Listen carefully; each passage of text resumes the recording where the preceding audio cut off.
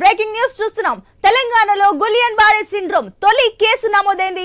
సిద్దిపేట మండలానికి చెందిన మహిళకు జీబీఎస్ ఉన్నట్లు వైద్యులు నిర్ధారించారు. బాధితురాలు ఓ ప్రైవేట్ ఆసుపత్రిలో వెంటిలేటర్ పై చికిత్స పొందుతుంది. ఇప్పటికే మహారాష్ట్రలో 100 వరకు ఈ కేసులు నమోదయ్యాయి. గత కొన్ని రోజులుగా మహారాష్ట్రలో గులియన్ బారే సిండ్రోమ్ కేసులు నమోదవడం ఆందోళనకు గురి చేస్తుంది. బ్యాక్టీరియా, వైరల్ ఇన్ఫెక్షన్స్ కారణంగా బలహీన రోగ నిరోధక శక్తి కలిగి ఉన్న వ్యక్తులు ఈ జీబీఎస్ బారిన పడే అవకాశం ఉంటాయని వైద్యులు చెబుతున్నారు. శరీరానికి సోకిన ఇన్ఫెక్షన్ కు ప్రతిస్పందించే రోగ నిరోధక వ్యవస్థ పొరపాటున నరాలపై దాడి చేసే అరుదైన పరిస్థితి. ఆ రుగ్మత బారిన పడిన వారికి ఒళ్లంతా తిమ్మిరిగా అనిపించడం, కండరాలు బలహీనంగా మారడం, డయేరియా, పొత్తి కడుపులో నొప్పి, జ్వరం, వాంతులు వంటి లక్షణాలు కనిపిస్తాయి. కలుషిత ఆహారం, నీటి ద్వారా ఆ బ్యాక్టీరియా సోకుతుందని వైద్యులు చెబుతున్నారు. అయితే భయాందోళనకు గురి కావద్దని, జీబీఎస్ అంటువ్యాధి కాదని, చికిత్సతో నయం చేయొచ్చని వైద్యులు భరోసా ఇస్తున్నారు. రైట్, ఇదే అంశానికి సంబంధించి మరిన్ని డీటెయిల్స్ మా కరెస్పాండెంట్ రవిచంద్ర అందిస్తారు. రవిచంద్ర, గత కొన్ని రోజులుగా అటు మహారాష్ట్రలో ఈ గులియన్ బారే సిండ్రోమ్ ఏదైతే ఉందో ఇది అక్కడ ఒక రకంగా భయానక వాతావరణం కనిపిస్తుంది.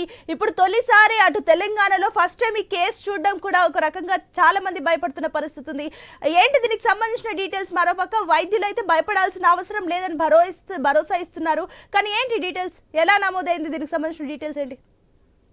అయితే సునీత, భయపడాల్సిన అవసరం లేదంటూ డాక్టర్లు చెప్తున్నారు. అయితే ఎవరికైతే రోగ నిరోధక శక్తి తక్కువగా ఉంటుందో వాళ్ళు ఎక్కువగా ఈ రోగానికి బారిన పడుతున్నారని చెప్పుకోవచ్చు. ఇందులో ఎక్కువగా ఒళ్ళంతా తిమ్మిరిగా ఉండటం, దాంతో పాటు కండరాలు బలహీనంగా మారటం, ముఖ్యంగా నర్వ్ సిస్టమ్ మీద దీని ప్రభావం ఎక్కువ కనపడుతుంది. దాంతో వాళ్ళకు కాస్త ఒళ్ళు, ఎందుకంటే నరాలు మనిషి శరీరంలో ఎక్కువగా నరాలతో కనెక్ట్ ఉంటుంది కాబట్టి నరాల మీద ఎక్కువగా ప్రభావం చూపిస్తుంది. దీంతో ఒళ్ళంతా నొప్పులుగా ఉంటాయి. దాంతో పాటు పొత్తి కడుపులో నొప్పి ఉంటుంది.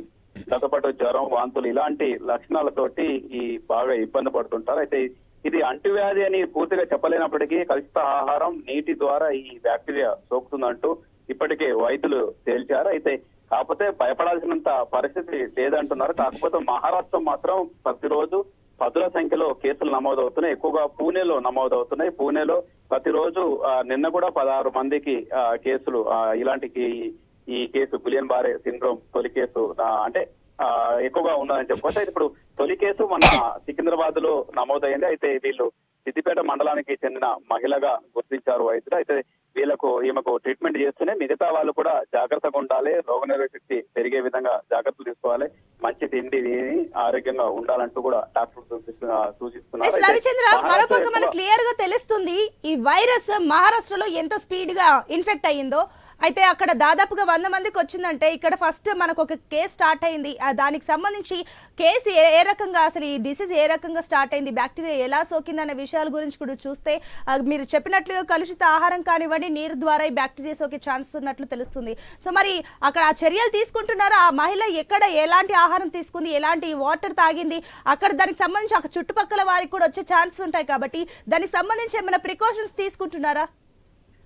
అయితే సిద్దిపేట మండలానికి చెందిన మహిళకు ఈ జీబీఎస్ సోకినట్టు, గులియన్ బారే సిండ్రోమ్ సోకినట్టు వైద్యులు గుర్తించారు. అయితే మిగతా రోగులకు కూడా ఈ విధంగా ఇలాంటి లక్షణాలు అంటకుండా జాగ్రత్తలు తీసుకోవాలి. రోగనిరోధక శక్తిని పెంచుకునే విధంగా ఫుడ్ కావచ్చు, ఆహారం కావచ్చు, నీరు కావచ్చు, ముఖ్యంగా నీటి ద్వారా కూడా ఈ బ్యాక్టీరియా సోకుతుంది. దాంతో పాటు కలుషిత ఆహారం ద్వారా కూడా సోకుతుందని చెప్పుకోవచ్చు. అందుకనే నీటి విషయంలో, ఆహారం విషయంలో కూడా జాగ్రత్తలు తీసుకోవాలి. వేడి ఆహారం తింటే ఇలాంటి బ్యాక్టీరియా సోకే అవకాశాలు తక్కువగా ఉంటాయని చెప్తున్నారు. దాంతో పాటు నీళ్లు కూడా గోరువెచ్చగా చేసుకొని తాగితే దీని నుంచి దూరంగా ఉండొచ్చు అంటూ కూడా డాక్టర్లు చెప్తున్నారు. సునీత.